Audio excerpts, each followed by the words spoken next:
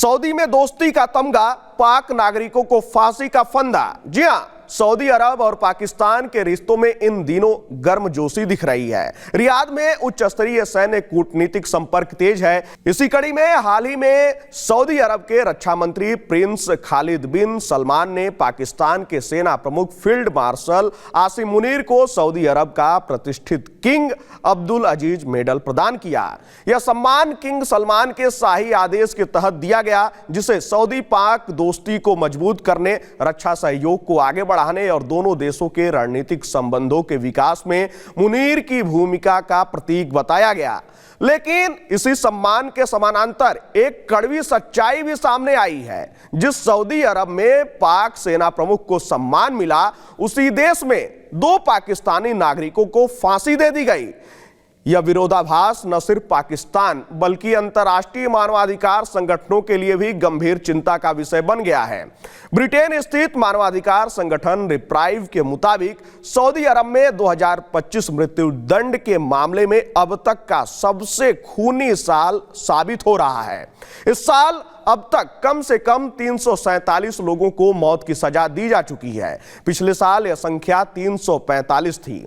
यानी एक ऐसे वक्त में जब सऊदी अरब वैश्विक मंच पर खुद को सुधारवादी और आधुनिक राष्ट्र के रूप में पेश करने की कोशिश कर रहा है, उसी समय फांसी के आंकड़े लगातार बढ़ते जा रहे हैं। रिप्राइव के अनुसार जिन 2 पाकिस्तानी नागरिकों को फांसी दी गई, उन पर नशीले पदार्थ अपने पास रखने और ड्रग्स से जुड़े अपराध के आरोप थे।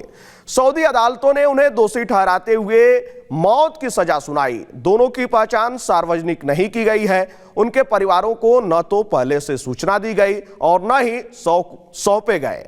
यह भी नहीं बताया गया कि उन्हें कहां दफनाया गया। मानवाधिकार संगठनों का कहना है कि यह सऊदी न्याय प्रणाली की कठोरता को दर्शाता है, जहां विदेशी नागरिकों को विशेष रूप से सख्त सजा का सामना करना पड़ता है। रिप्राइव की रिपोर्ट के मुताबिक करीब 2/3 फांसी ऐसे मामलों में दी गई है जिनमें किसी की जान नहीं गई थी, यानी ये गैर हिंसक अपराध थे। संयुक्त राष्ट्र ने स्पष्ट तौर पर कहा कि गैर हिंसक अपराधों, खासकर ड्रग्स मामलों में मृत्यु दंड अंतर्राष्ट्रीय मानवाधिकार मानकों के खिलाफ है।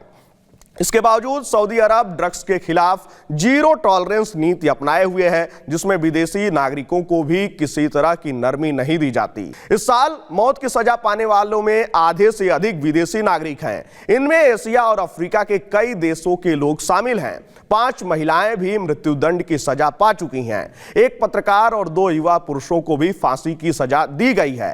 हाल ही में मिस्र के युवा मछुआरे इस्साम अल साजली को भी ड्रग्स तस्करी के आरोप में मौत की सजा सुनाई गई।